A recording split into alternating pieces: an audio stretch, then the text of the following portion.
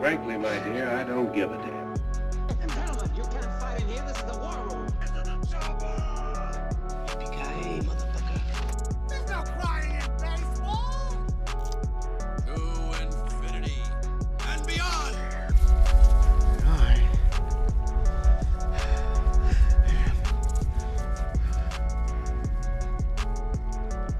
Iron Man.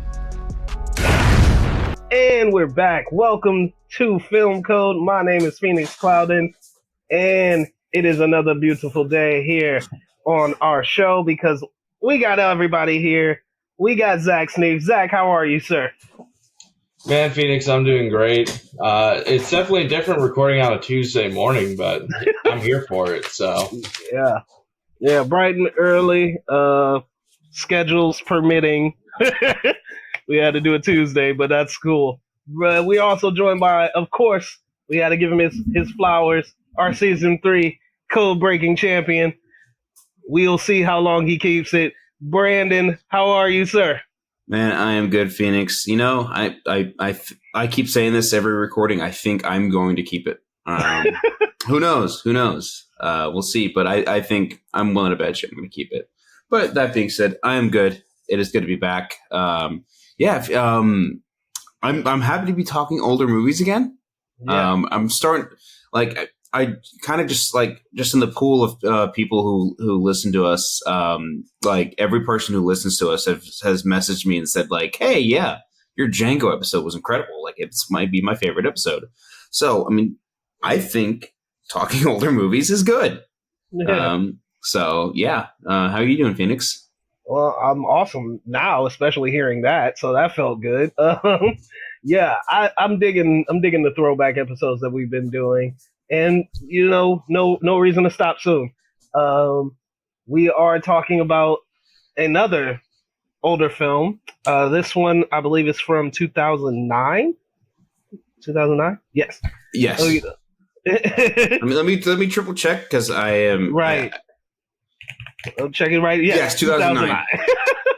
Yeah, so 2009, directed by Neill Blomkamp.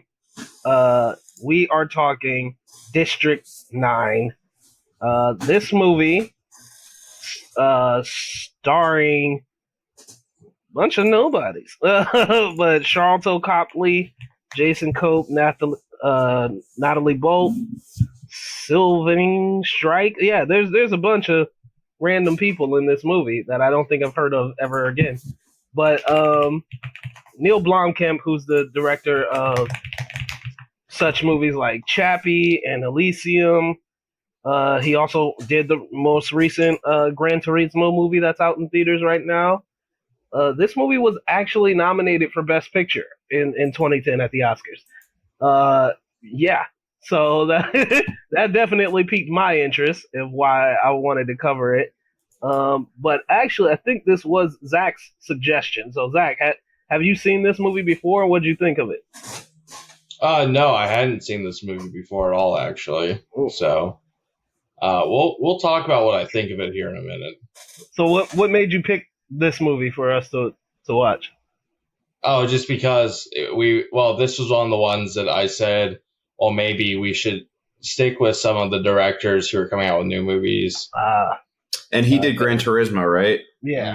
And I think the way I put it was I wanted to do it that same week, but you guys ended up picking this week, and I was like, okay, that's cool. Okay. Because you guys were like, yeah, we want to see it, and I was like, oh, okay. Yeah. So yeah, Neill Blomkamp. I haven't gotten out to see Gran Turismo yet. It's not out for another week and a half. Yeah, it's not out yet. Oh, it's not out? Oh, okay. Well, sweet. Well, I can say that seeing this movie, which is his Best Picture nominee movie, has me intrigued to see his new movie. But let's talk about District 9. So the plot of District 9 is that 30 years ago, aliens arrived on Earth, not to conquer, but to give aid, but to find refuge from their dying planet. Separated from humans in a South African area called District 9, the aliens are managed by Multinational United, which is unconcerned with the aliens' welfare, but will do anything to master their advanced technology. When a company field agent contracts a mysterious virus that begins to alter his DNA, there is only one place he can hide, and that is in District 9. So this is filmed sort of as like a documentary, and it really has that documentary feel. We got a bunch of talking heads throughout it, and there's news clips and stuff like that. I do think it was really original in how it told its story, you know, really making it feel like it was a historical document rather than, you know, just a narrative feature film. And I love the spin that they put in a lot of media, you know, like, you know how people be like, oh, we're not getting the true story. And it's because, you know, the media will misconstrue and lie a lot of things. He's photoshopped having sex with one of the creatures. Oh yeah. Yeah. So like, I dig that. I thought the way that this movie was told was probably its most unique aspect of it. But what about you, Brandon? What did you think of District 9?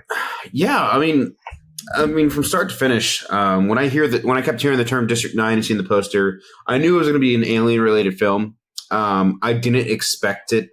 I considered me Ryan Johnson here.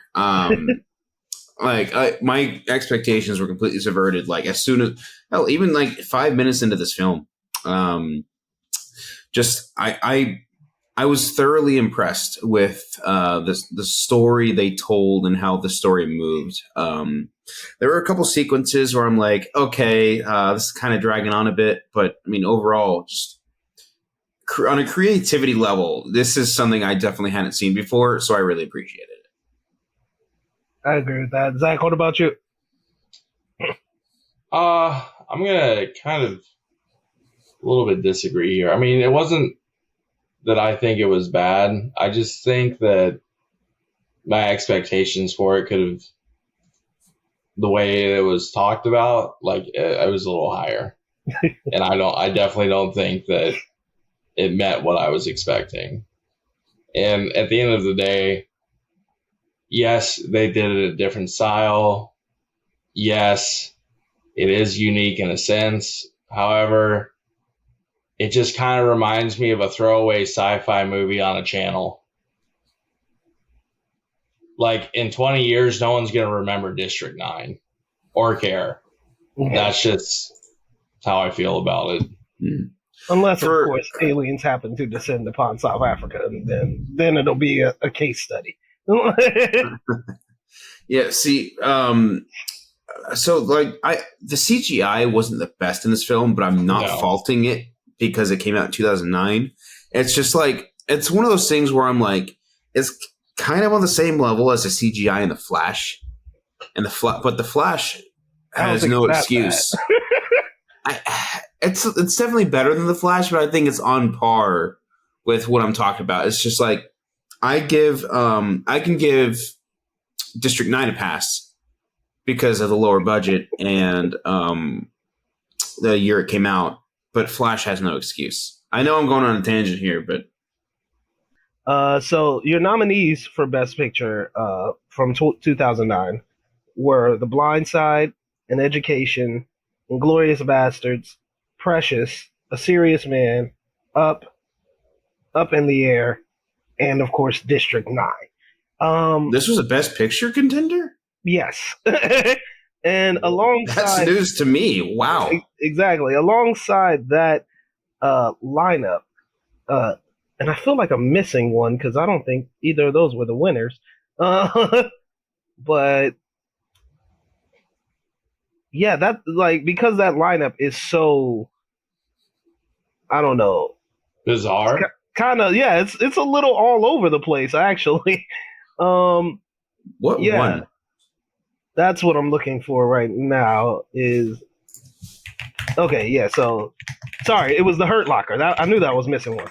So it's Hurt Locker, Avatar, Blind Side, An Education, Inglourious Bastards, Precious, A Serious Man, Up and Up in the Air, and District 9. So Inglourious Bastards should have won that year.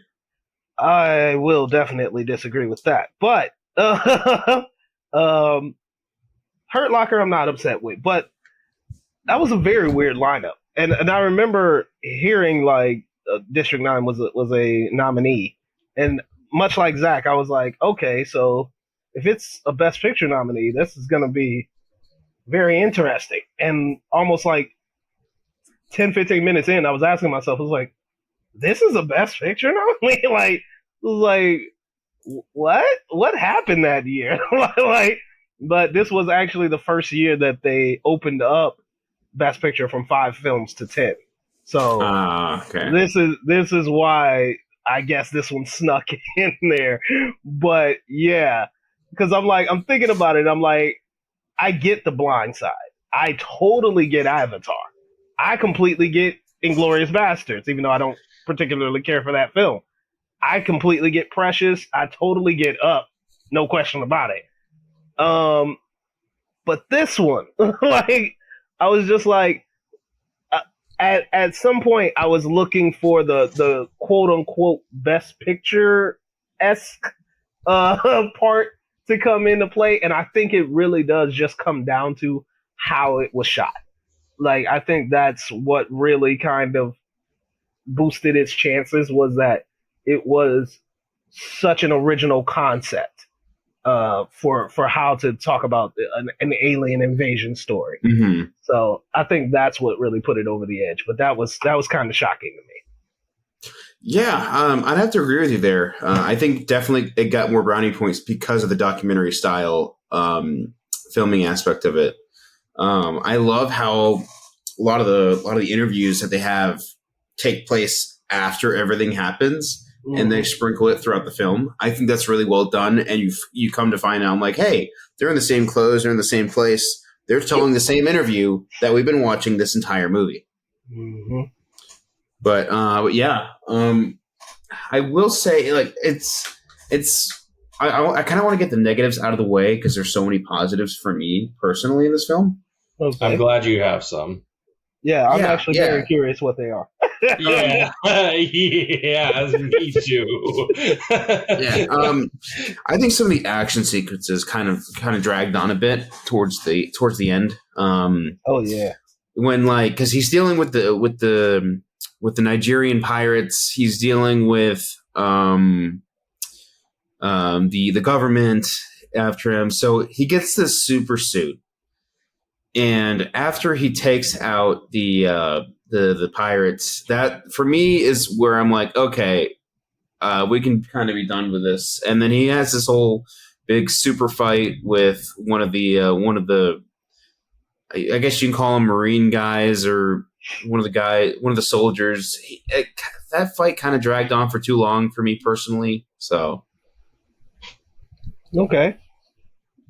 I don't know. Negative? I felt like for me, the whole movie was dragging on too long. Like, I kept looking and I was just like, when is this over? Like, when, like, what? Like, the problem is normally if it has like a decent storyline, I would be a little more lenient. But the problem is like, I felt like nothing really surprised me with this story. Like, it was like, okay. Like, except for the part when he started growing a freaking alien arm. Like, of course, no one was expecting that. But, like, beyond that, like, the whole thing is just kind of like, I don't know, just very plain. Like, very, the bad guy is going to go after the good guy. The good guy's going to win. Like, and it's, I've seen it a million times, you know, and adding aliens in the mix doesn't really change the story that much. And it's not like it's creating a universe that's going to build on each other. This is the movie. I will say, like, because I didn't know what this movie was about. Like, I didn't even read, like, the synopsis before I pressed play. So I was like, and I've never seen a trailer, so I was literally like just thrust into this movie. And, you know, I'm not big on science fiction. I'm not really big on alien invasion stories either. So, you know, when I saw that this was the flavor of this movie, I was kind of like, okay, like, you know, it doesn't have the any of the things that I particularly gravitate towards, but I'll obviously I'll watch it. Yeah. So the science fiction, the alien invasion part, it wasn't crazy to me. My whole thing is make me care about the characters, right? Make me care about the world that you're building.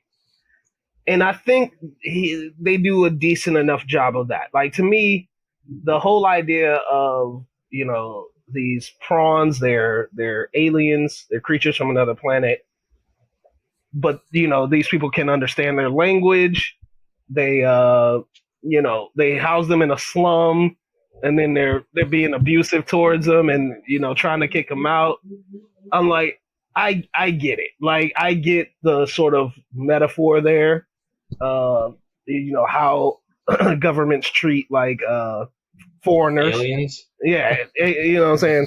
So I get that. And I thought it was cool that, the guy who's like in charge of, rounding all these guys up ends up, turning into one of them.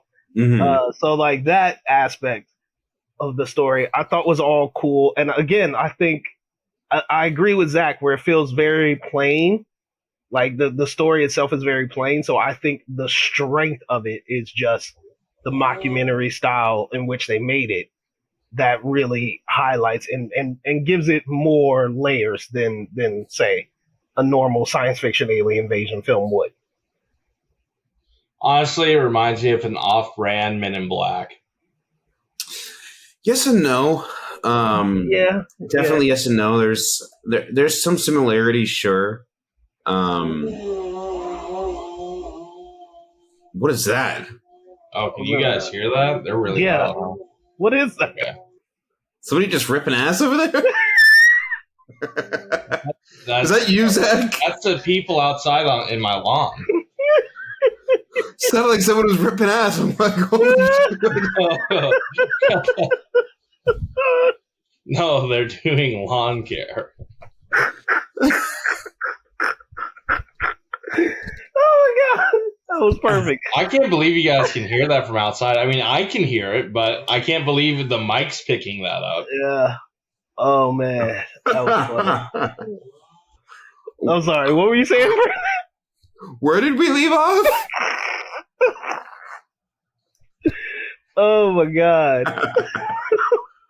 That's perfect. I said it's like the off-brand Men in Black. Right. Okay. Jesus Christ. Okay. I'm leaving all this in, by the way. No, okay, so I kind of see what you're saying here, but at the same time, I mean, there's an agreement but disagreement side of it. Yeah, I need to go back and rewatch Men in Black. It's been a long time since I've seen those films, but yeah, no, I agree that the story wise, it feels like when you look at it, when you're trying to compare it to another film, it kind of feels plain. But like when you're looking at it from, like, for me, like an outsider view of them, like, okay, let me just go into this not knowing anything at all. I'm like, okay, I really vibe with this story. But yeah, no, but like I said, the negatives, just for me, just the action sequences kind of drug on a bit. But I mean, I sympathize with the character really, like, especially now, because like I have a wife. It's just like, could you imagine something happens to you and everything that's told to your wife moving forward is a straight up lie of what happened to you and like why they can't see you or why can't, like, you get taken away for testing and your wife gets told that you're dead. And then your wife ends up getting told, oh no, he's alive, but he had sexual relations with an alien. It would have ended better for me if it ended that way. Being told that you were dead? No, I'm saying my marriage. Wow. Oh my god.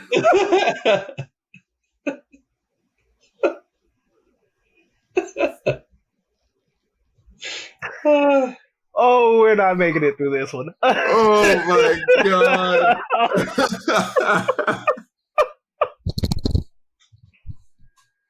Oh my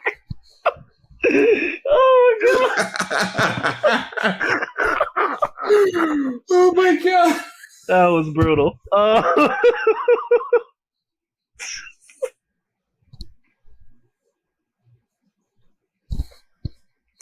He's like, no, my marriage.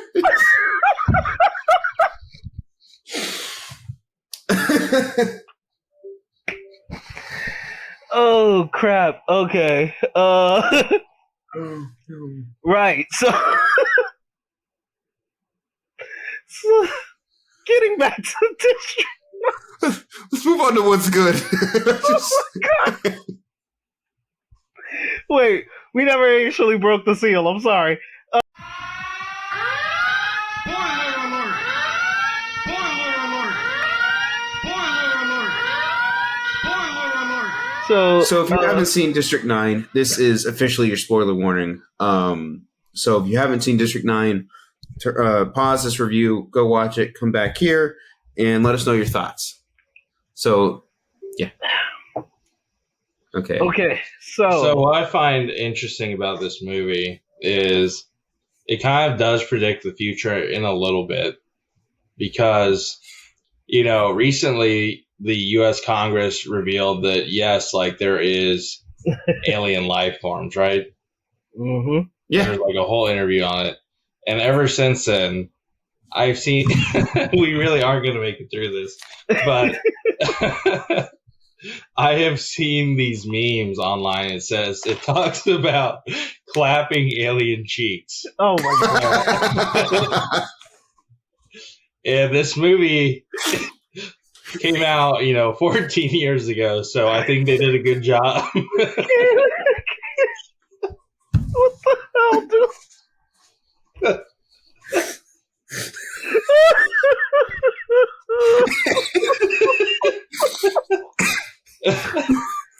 Oh my god! They did it first, so They did. Wait, so you mean to tell me Wickus was Ken's image clapping those alien cheeks?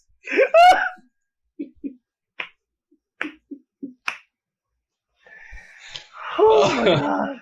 oh my I goodness! hate you. Oh my god! I did not think District 9 would be the funniest comedy. Oh my god! Oh Okay. my god. So,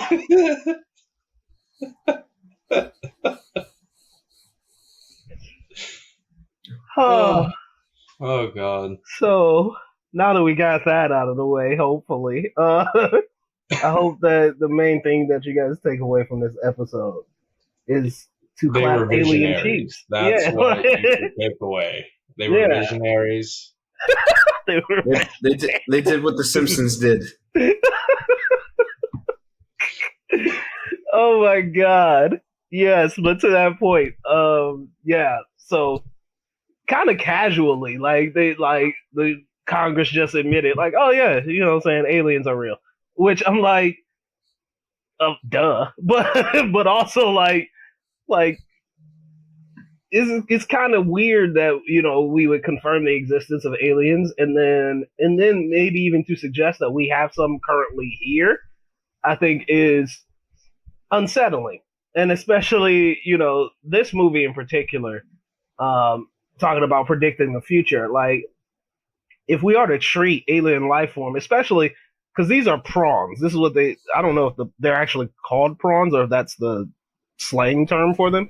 But like, It's the derogatory term for them. it is a derogatory term. Okay, but like, so they are on the lower level of alien life forms, apparently though. So they're very submissive. They take orders. They don't really, you know what I'm saying. They don't really have a lot of autonomy. They're very subservient. So, because of that, they abuse them and use them to their advantage. And I'm guessing, like, in whatever planet that they come from, like, they are the foot soldiers. They're the workers. right? So again, there's another allegory of how, we treat people who aren't, as advanced as the rest of the world. You guys do the dirty work that nobody else wants to do, and you get, shit for it. So like that's their life. And my thing is, and I really want to hear your positives, Brandon, because my thing is, I feel like a lot of the allegorical storytelling that they were going for here, they really didn't.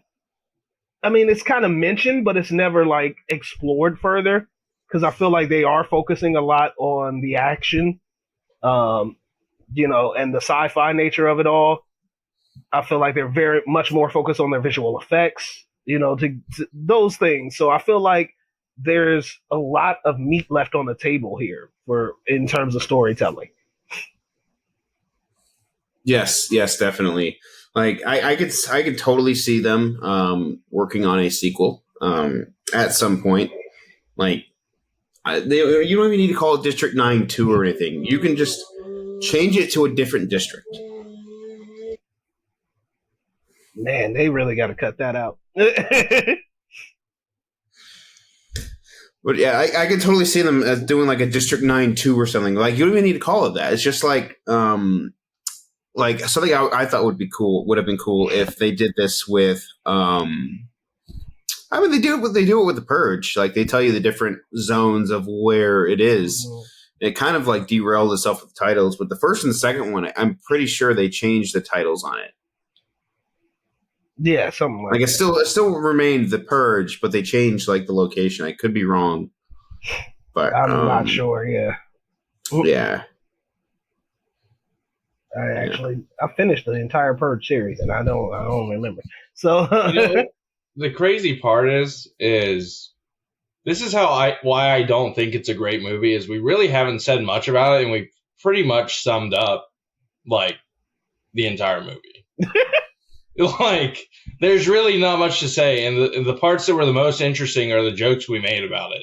Yeah. So I don't know. The more I think about it, I think the lower I think about this movie. Well, I don't know. I think that there are good aspects to it, like, so to me, because they flaked on a lot of that allegory and stuff. To me, the most interesting aspect of this movie was the Nigerian gang, right? And their leader who wanted the power of the aliens, right? He really wanted that. So he was like eating alien hearts and you know what I'm saying? Like, yeah, like the theories that they had for what this alien power, could do, like what it was, capable of. I thought it was very interesting, like their whole role in this, right? They're abusing the prawns as well, because they're selling them cat food at an extraordinary price. They're being super aggressive towards them. They even kill a few of them. Yeah, like the whole voodoo witch doctor of it all, like he wants to, he stabs Winkus, and he's like, trying to drink his blood or DNA or whatever. He'll become super strong and stuff. Yeah. And I realized because he's in a wheelchair, like he's disabled, so he was trying to, fix himself. Like he was trying to gain that power so that he could, maybe become stronger or whatever, what I'm saying, so that he wouldn't be disabled anymore. I think that was his whole goal. And to me, yeah, that was the more interesting aspect of this movie, was their violent nature and what their ultimate goal was. And I thought that was really cool. And it provided some of the more gross out moments in this movie. Like, that was another thing. Like the first 20 minutes, I was really struggling because I was also trying to eat. And I don't know why I decided to do that. But like there's some moments, like, number one, I don't like to see people throw up. It unsettles me. I hate seeing that. There was, especially when they were like going through to evict everybody, there's a lot of scenes where it's like, like when they find the eggs and they set that on fire and they're talking about like aborting all that. I was like, oh my god, like it was so disgusting. like, and he's bragging. It's like, oh, you hear it popping? It's like popcorn. I was like, dude, this is gross. Like, so I struggled for like the first 20 minutes because there was just a lot of like really, really disgusting, unsettling imagery, like throughout the first like half hour or so of the movie. Yeah, and even his transformation, like I don't think this got a nomination for makeup and hairstyling, which I think is strange. Because the special effects makeup on him in particular, on Vinkus, was astounding. Like, you know what I'm saying? I don't know if you guys have ever seen The Fly. Yeah. I it's on my watch list. Okay. Like when it comes to horror effects makeup, The Fly is probably the pinnacle of like body horror, transformation. And I thought they did a pretty spectacular job in kind of matching that aspect of it to create his transformation. So again, while some of the imagery, some of the visuals were unsettling, I do think style wise, it was impressive. Yeah. I want to talk about that final shot for a second. Okay. And because it finishes up the documentary and it zooms in on a green creature who you're just for a split second you're like, oh, they're just going to show just another creature suffering in District 9, and then you put two and two together. You're like, oh crap, that's Vinkus. I'm like, crap. Yeah, when he's fully turned into one of them. Yeah, it's unsettling realizing that like you don't know how much time has passed. Christopher had left for 3 years and in hopes that he'd come back, and you don't know how much time has passed. You don't know if he ever made it back. So yeah. I like the unsettling ending of it. You never find out the fate of if he's able to be cured or not. And at that point, if once he does get cured, what like is he can't return to normal life. I mean, I'm curious. It makes me wonder, like, if all of them were once, something else, and that's what turned them into what they are. I'm curious about that. Or if it's just something that happens when their DNA crosses with another species. I'm curious because even in the beginning, they like, number one, they eat cat food, but they behave like dogs. Like, I thought that was interesting. I'm like, maybe it's not the nature of this particular alien, but maybe it's their original nature that has now been transformed into what they are. So I'm curious if that's the case. And I think a sequel would improve upon that concept. Maybe they're all cats. Or maybe they're all cats. Exactly. Like, that could totally I will say one of the most unsettling parts for me was when he's eating the cat food. Oh my god! And I was like, and he keeps puking it up. I'm like, oh my god. Yeah. Like, that's how you know you're down bad. Like when you're shoveling cat food out of a little cat can, yeah, you've hit a low for sure. You hit a low. It's a little beneath rock bottom. Yeah. I do want to talk about the design of the aliens though. Like, they're over the top, I would say. Maybe purposefully. The look of the actual creatures. They look like roaches. Yeah, they look like large insects. Yeah. Yeah, and that was a little unsettling as well. and then for them to be so much violence, like you're literally like murdering these cats, like yeah. So yeah, it was deeply unsettling. Just the look of them, and again, because I didn't know what this movie was about, I was just like, all of a sudden now I'm seeing like monsters, like creature feature, and I'm just like, like why is it so like it's got moving parts, so like you'll see like the teeth move, and then you'll see like their stomach move, like hands and stuff. It's really well done. Like I'll give them that. Like in terms of like the visuals that they created, it's very well done. It's just gross.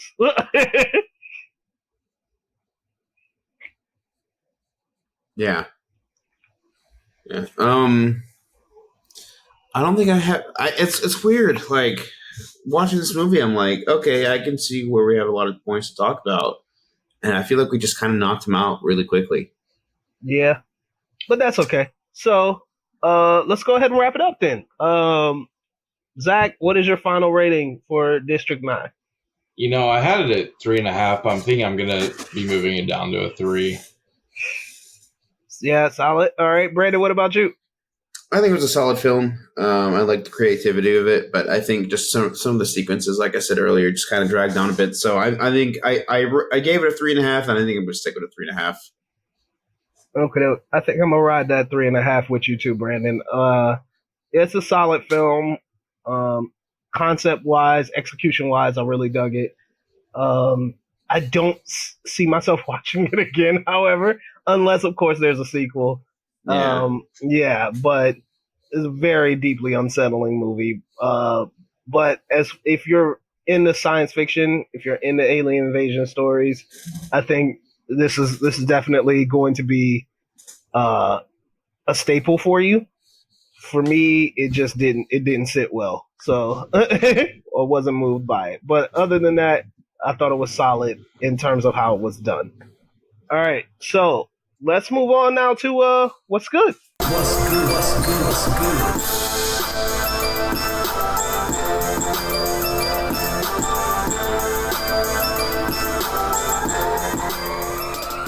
All right, gentlemen, it's been a minute. What have you seen? What would you recommend, Brandon? Man, I've actually just I've been going through just watching so many movies lately, and I think I'm pretty good to talk about this one. I finally watched a movie that I've been putting off for far, far, far too long, and I don't know why. I finally watched. I mean, this was last month, but I finally watched Catch Me If You Can. Woo! One of Steven Spielberg's best. I love that movie so much. The cat and mouse between Tom Hanks and Leonardo DiCaprio is just so good. Leo, when a young Leo, still like this is like just barely past Titanic, which really put him on the map. It's such a good movie, and just every performance kills it, and just like with the whole cat and mouse game, you're on the edge of your seat the entire time. So definitely for me, I gave this I keep saying easy 5 stars with films. This was such an easy 5 star to give out for me. Nice. All right, Zach, what about you? So for me, it's a little weird because I haven't really watched any old movies recently, and we're not really recommending any new movies. So for me, one thing I have watched recently, by association with my roommates and a couple other people who I know, is some anime. So I'm going to recommend an anime series that I've been watching. It's really good. It's called Eden Zero. Ooh, and yes. It's really good. I recommend checking it out. All right. And it's about space exploration. Yes. Eden Zero is one of my favorite animes. Oh, okay. So you've seen it too. Okay. Yeah, awesome. I've seen it. Yeah, my brother's very big into anime, so he'll be like, That's literally all he watches. So he'll send me everything. But for me, as you guys know, I've been going through Greta Gerwig's Barbie watch list. Unfortunately, because I've been nonstop working for the past 10 days, I have not had a chance to finish anything from that list for a while. But I was on Peacock scrolling, and I actually found a movie that I really wanted to see for a while, and I finally got a chance to see it, which is this movie called Shooting Stars, which is about LeBron James and his friends in high school and how they became, the best team in St. Vitus St. Mary's high school history. So, local hero of ours here in Ohio. So I had to check it out. Shooting Stars. It's on Peacock. I would recommend it. I do think it is a pretty solid movie. I love sports movies, so I'm always down for a good basketball movie, good football movie, good hockey movie, whatever it is. So really big on those. So if you get a chance to check it out, if you got Peacock, which I highly recommend you get, Peacock is quietly one of the best streaming services. I disagree heavily about that. Quietly. The only thing that Peacock has to offer is its WWE content. Depending on what you're looking for, I think quietly Peacock has some solid things. So that's Shooting Stars for me. Eden Zero from Zach, and Catch Me If You Can from Brandon. Please check out Catch Me If You Can if you're not seen it. I mean, it's a ridiculously good movie. Zach, I don't know if you've seen that, but highly recommend watching that. Yes. All right, and that'll be what's good from us here at Film Code. And now I am so excited because it is that time. My mom always said life was like a box of chocolates. You never know what you're going to get. You're gonna need a bigger boat.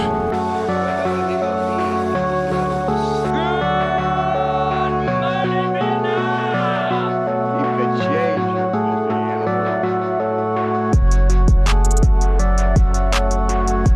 Back. It was your code word this week, and you gave it to us late. Very but late. We got it. So remind everyone what your code word was and all of your clues, please. My code word is entertainment. The movie came out between 1980 and 1990. The main character is a singer, and the additional director for this movie was also an additional director for an Oscar-nominated film in the mid-90s. Okay, and you never answered my question of whether they were a singer in the film or they're a singer in real life. Oh, I didn't even see that. So it's a singer in real life. Okay. Phoenix, kick us off. Yeah, I wish I was confident in this answer, but crap. Where did it go? Okay. No, that's not it. Okay. I don't like what I came up with. So I went with, and I don't understand how what is it? Entertainment comes into this because it's probably wrong, but I went with a movie from 1984, 82, something like that. 1988, actually. Your additional director is Richard Patrick, who did some additional directing on Glenn Ross, and on Crimes and Misdemeanors, and a bunch of other stuff. And your singer is Eddie Murphy, who also sings outside of acting. He did a lot of singing back in the 80s. And that movie is Coming to America. That was my guess for entertainment. I know that's wrong. So, Brandon, what do you got? If it ends up being See, I mean, I think I followed down the same rabbit hole. If it ends up being Coming to America, that movie has already been done I don't know. on CODEWORD. Yes. So I don't know if we're able to redo things, but I think my clues also led me down the rabbit hole to Coming to America. I'm pretty sure I'm wrong here, but I think that's just where we both ended up at. Zach let a little smirk on his face. I'm pretty sure we're wrong. And you guys would be wrong. Yeah. The movie is called UF. UHF. Oh God. I've never even heard of that. That's a weird. Your singer is Weird Al Yankovic. Yes. And the additional director was also an additional director on. Hang on, let me pull it back up. I didn't even go. He was down. also an additional director on Shawshank Redemption. Wow. Yeah. Wow. Cool. Jesus. All right, so we're all And it tied. came out in '89. And what is the entertainment? It's based on so in the movie, it's based on a television show where he's trying to drive it up. So it's entertainment. Wow. Wow. Okay. Not as good as Tennis Ball, but okay. I mean, you guys got it wrong, so I think I did pretty good. You did great because I'm looking for it and it's so far down here. I never would have had the patience to keep looking for it. Oh my God. I would also like to say I came up with that within like maybe 15, 20 minutes or so, I think. What made you think of this movie? Have you seen it? No, I haven't seen it at all. No, I looked up Hidden Gems. This one came up, and I was like, oh, that seems like a good one. Not bad. All right. So there you have it. UHF. 1989, directed by Jay Levy. Additional directing by John R. Woodard, who did Shawshank Redemption. And there you have it. That is our code word today. I never would have guessed this. So Zach is officially on the board. We are even, 2 points each to start the season. Oh man, this is going to be a fun, long season. All right. Well, let everybody know where they can find you guys. Zach, where can everybody find you, sir? You guys can find me on X at Zach Sneath, or you can find me on Letterboxd at Z Sneaks. That's ZSNEAKS, and for X it's Zach ZACH. Last name is SNEATH, and that's where you guys can see what I'm watching. Alrighty. And Brandon, where can everybody find you, sir? You guys can find me at FANTASMIC ears over on Letterboxd and Twitter. That is Phantasmic Ears. Go check out what I'm watching. And yeah, thank you guys again for listening. And you guys can find me on Twitter at IMHOReviews1. That's the number 1. And on Letterboxd under PA Clouded. And as always, guys, please follow the show on Twitter, Instagram, and Threads at Film Code Pod. And we will see you guys next week. We are out of here. Peace.